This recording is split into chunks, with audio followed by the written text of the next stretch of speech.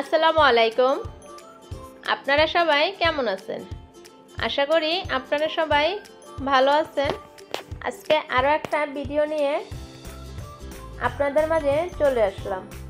তো আজকে আমি কি ভর্তা বানিয়েছি তাই খুব ছোট্ট করে আপনাদের মাঝে শেয়ার করলাম। তো সম্পূর্ণ ভিডিওটা না টেনে দেখতে থাকেন।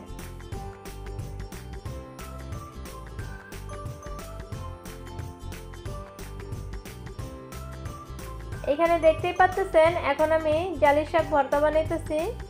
এর সাথে আরও 2-3 পদের ভর্তা আছে, আমি তাই বানিয়েছি। তারপর আজকে রাত্রে খাবারটা আমরা খেলাম, সাথে ছিল মূলার শাক ভাজি। খেতে খুব ভালো লাগছে, মাশাআল্লাহ, আলহামদুলিল্লাহ। কারণ জালি কুমড়া শাকের পাতা ভর্তাটা খুব ভালো লাগে। এটা যে কোনো বয়সে ছোট বড় সবাই খেতে পারে, তেমন একটা ঝাল হয় না। বাচ্চাদের কাছে এই ভর্তাটা খুব ভালো লাগে।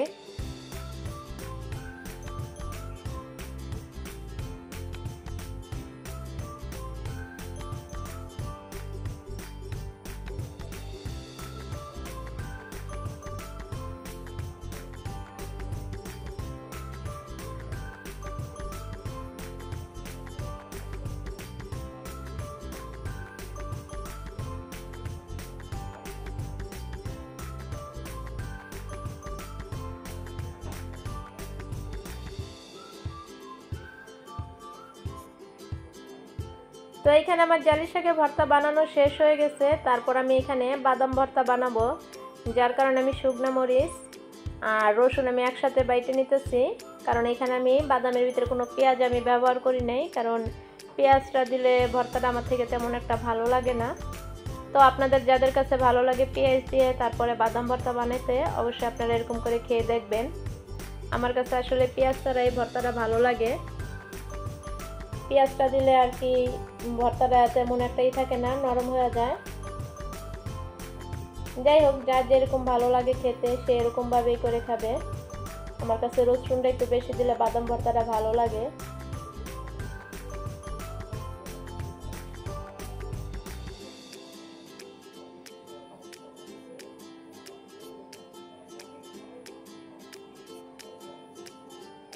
তো এখানে দেখতে পাচ্ছেন আমার বাদাম ভর্তা বানানো শেষ। আর আমি যেই কারণে পেঁয়াজ ব্যবহার করি নাই তার কারণে বাদামটা খুব আঠালো হয় ভর্তাটা বাদামের। আর এইখান দিয়ে আমি ধনেপাতা ভর্তা আর আলু ভর্তা বানাইতেছি। তো মূলত আলু ভর্তাটা আমার হাত থেকে যখন নাকি খাদিজার আব্বু বানায় আমার থেকে খুব ভালো লাগে, যার কারণে খাদিজার আব্বুরে দিচ্ছি আমি এই ভর্তাটা বানানোর জন্য। তো আলু ভর্তাটা বানানো হলে যখন নাকি পেঁয়াজ কাঁচামরিচ তার সাথে ধনেপাতা একসাথে যখন নাকি বানানো হয় আলাদা করে উঠায় রাখি, কারণ ওই ভর্তাটাও খুব ভালো লাগে। অবশ্যই আপনারা দেখবেন, এরকম করে খেয়ে পেট ভরে ভাত খাওয়া যায়।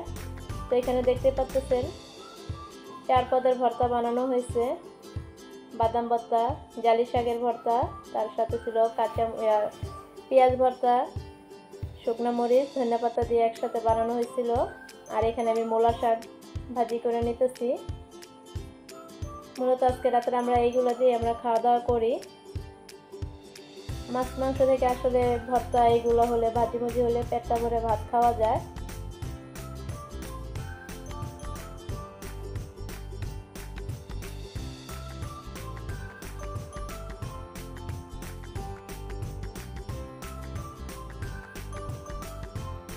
তো আমার আজকের এই ছোট্ট ভিডিওটা আপনাদের কেমন লাগছে অবশ্যই কমেন্টের মাধ্যমে জানাবেন। জানা অজানা যদি কোনো ভুল হয় আপনারা আমারে ক্ষমার দৃষ্টিতে দেখবেন। আর আপনারা যারা আমারে বেশি বেশি কমেন্ট করবেন আমি চেষ্টা করব সাথে সাথে আপনাদের কমেন্টের উত্তর দেওয়ার জন্য। আর যারা আমার চ্যানেলে নতুন আসবেন অবশ্যই আমার চ্যানেলটা সাবস্ক্রাইবার করে আপনারা আমার সাথেই থাকবেন। তো আপনারা সবাই ভালো থাকবেন, সুস্থ থাকবেন। আল্লাহ হাফেজ।